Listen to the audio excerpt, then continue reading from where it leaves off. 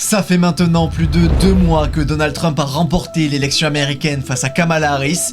Il est devenu le 5 novembre le 47e président élu des États-Unis. Et même s'il a largement gagné cette élection, il n'a pourtant toujours pas pris ses fonctions à la Maison-Blanche.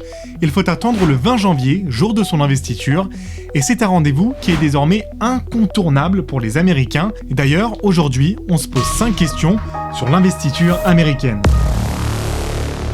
Le modèle américain est différent du nôtre. Là-bas, c'est un vote au suffrage universel indirect à un seul tour, contre le suffrage universel direct à 2 tours chez nous. Concrètement, en France, on vote directement pour les candidats. Aux États-Unis, c'est un peu plus complexe. Les 244 millions d'électeurs votent pour le candidat qu'ils veulent voir s'installer à la Maison-Blanche. Pour le vote, ça fonctionne par État. Le candidat qui obtient le plus grand nombre de voix dans cet État remporte tous les grands électeurs de ce dernier. Ces grands électeurs votent ensuite pour les candidats. Ces grands électeurs, justement, ils sont 538. Il en faut donc 270 pour avoir une majorité et remporter l'élection. Plus un État est peuplé, plus il y a de grands électeurs, par exemple 54 en Californie, 40 au Texas, mais seulement 3 pour le Wyoming ou l'Alaska, des États où il n'y a quasiment personne. En 2024, 2 candidats majeurs s'affrontent. Donald Trump du Parti républicain, la droite locale, et Kamala Harris du Parti démocrate, la gauche locale. En France, on la considérerait plutôt au centre. Alors, on parle beaucoup de Trump et de Harris, mais il y en a 2 qu'on a complètement zappé, Jill Stein, candidat du Green Party, et Chase Oliver pour le Parti libertarien. Il y a quelques États incertains qui peuvent pencher d'un côté ou de l'autre, ce sont eux qui font la différence. Vous en avez sûrement déjà entendu parler, ce sont les fameux swing states, ils sont 7. Le Wisconsin, le Michigan, la Pennsylvanie, la Géorgie, la Caroline du Nord, l'Arizona et le Nevada. Et lors de la dernière élection, Trump les a tous remportés. Il a tout raflé et c'est pour ça qu'il a gagné l'élection grâce à 312 grands électeurs contre 226 pour Kamala Harris. Il est donc le 47e président élu des États-Unis. Le 5 novembre, c'est le jour de l'élection, l'Election Day. En revanche, pour l'investiture du nouveau président, il faut attendre le 20 janvier, c'est-à-dire 75 jours. En France, c'est 2 semaines maximum. Avant, la transition était encore plus longue aux US, elle durait 4, voire 5 mois pour le premier président des États-Unis, George Washington, mais lui, c'est un cas spécial, c'était à cause de la météo. Mais alors, pourquoi on attend autant ? C'est le scrutin indirect, il faut attendre le 17 décembre pour que les 538 grands électeurs se rassemblent, le temps de laisser le dépouillement se terminer. Le 6 janvier, le Congrès américain doit lire, puis proclamer le résultat de l'élection. À ce moment-là, c'est sûr, le président élu sera forcément le président des États-Unis une fois investi, sauf s'il meurt entre-temps, mais il y a quand même très peu de chance. Cette attente est aussi historique. Aujourd'hui, tout va très vite grâce à Internet et au téléphone, mais au 18e et au 19e siècle, pour transmettre les résultats, c'était pas aussi facile. Chevaux, lettres recommandées, etc. Et enfin, nous voici le 20 janvier, jour de l'investiture, la dernière étape de ce long voyage. Pourquoi le 20 janvier ? C'est marqué dans la Constitution, c'est le 20e amendement en vigueur depuis 1933. On parle d'une contestation légale, pas d'une horde d'individus qui prendraient par exemple d'assaut le Capitole pour attaquer des membres du Congrès. Ouais, c'est vrai, c'est exactement ce qui est arrivé le 6 janvier 2021. Là, la transition se fera dans l'apaisement, du moins si l'on en croit Kamala Harris, qu'il a affirmé après sa défaite. Et selon toute vraisemblance, on ne devrait pas aller la voir crier sur tous les toits qu'il y a eu une fraude ou de la triche, comme l'aurait sûrement fait Donald Trump. Alors, après ce fameux 6 janvier 2021, le Congrès il a flippé, et pour éviter que ça se reproduise, une loi a été votée. Désormais, le candidat perdant ne peut contester le dépouillement des bulletins que dans un seul État à la fois, et plus au niveau national. Alors ça reste compliqué quand même, il y a 1 milliard de conditions et j'espère que tout le monde est prêt. Je vous fais d'abord un petit rappel, il y a 2 chambres au Congrès américain, le Sénat et la Chambre des représentants. Pour qu'une contestation soit reçue, il faut qu'un 5e des élus de chacune de ces 2 chambres approuve cette démarche. Si c'est le cas, et c'est toujours pas fini, la contestation sera valide une fois qu'elle a obtenu une majorité lors d'un vote au Sénat et à la Chambre des représentants. Et dans ce scénario très peu probable où une majorité des votes serait jugée irrecevable, ça serait la Chambre des représentants qui désignerait le nouveau Big Boss des US, sachant que la Chambre des représentants est à majorité remplie d'élus républicains. Même dans ce scénario-là, Trump aurait probablement été désigné à nouveau président. Donald Trump n'est pas encore le nouveau président des États-Unis, c'est toujours Joe Biden, jusqu'à l'investiture. Évidemment, le républicain a quand même le droit à quelques avantages. Pendant cette période de transition, Donald et sa nouvelle équipe bénéficient du financement fédéral. Ils ont aussi des locaux de travail et niveau sécurité, c'est la même que ce soit pour Donald Trump ou Joe Biden. Aucune différence, à part pour la voiture. Joe garde The Beast, et ça porte bien son nom, jusqu'au 20 janvier. Il doit aussi constituer son équipe, d'abord son chef de cabinet, qui est une chef cette année, Susie Wiles.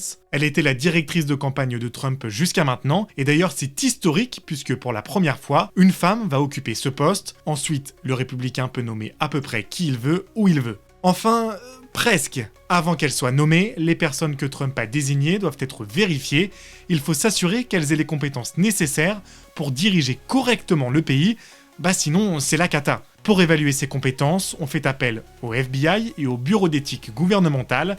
Ils soumettent aux concernés un questionnaire ultra détaillé, 60 pages quand même, mais aussi très intrusif sur leur vie professionnelle et privée, genre où est-ce que t'habites, combien d'enfants as-tu, ou est-ce que t'es fidèle. Attention, pas le droit de mentir, il y a des enquêtes de terrain pour vérifier si tout est vrai.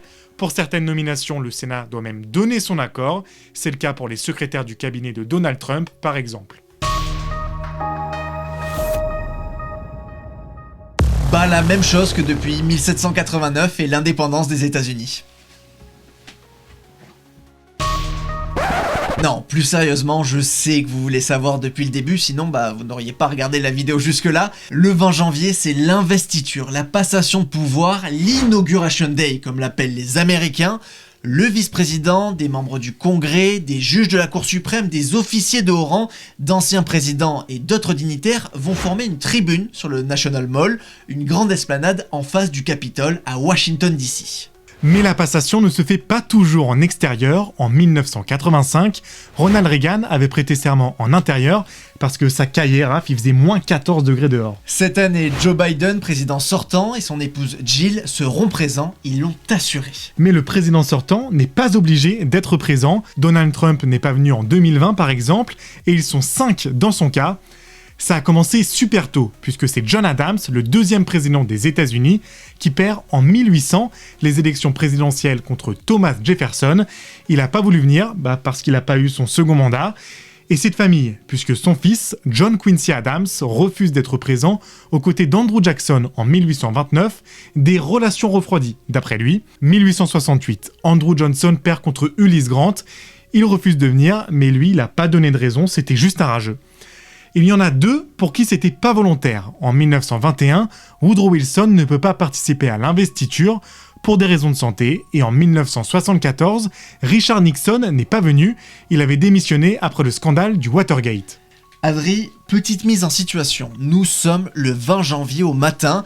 J.D. Vance, le vice-président de Trump, prête serment en premier. Aux alentours de midi, c'est au tour de Trump. Il prononce son serment d'office en posant sa main sur la Bible. 35 mots, une phrase, la même que tous ses prédécesseurs. Je jure solennellement que j'exécuterai fidèlement la charge de président des États-Unis et que, du mieux de mes capacités, je préserverai, protégerai et défendrai la Constitution des États-Unis. Et une fois cette phrase prononcée, voilà, c'est fait, il est le président des États-Unis. Et comme la religion chrétienne est très importante en Amérique, chaque nouveau chef d'État finit cette phrase en disant « So help me God » avec l'aide de Dieu. La phrase que tu viens de traduire, Raph, elle est obligatoire. Tous les présidents doivent la dire le jour de l'investiture. C'est carrément inscrit dans la Constitution. C'est même déjà arrivé que ce soit refait. Obama, en 2009, a bafouillé en public en disant la réplique. Il l'a donc refaite en privé pour que ce soit beaucoup plus propre. En revanche, tout ce qui concerne Dieu, ça c'est spécifié nulle part. En fait, depuis George Washington qui a été le premier à apporter une Bible à l'investiture, tous les autres, à quelques exceptions près, ont fait pareil. Le président investi a évidemment le droit de choisir sa Bible.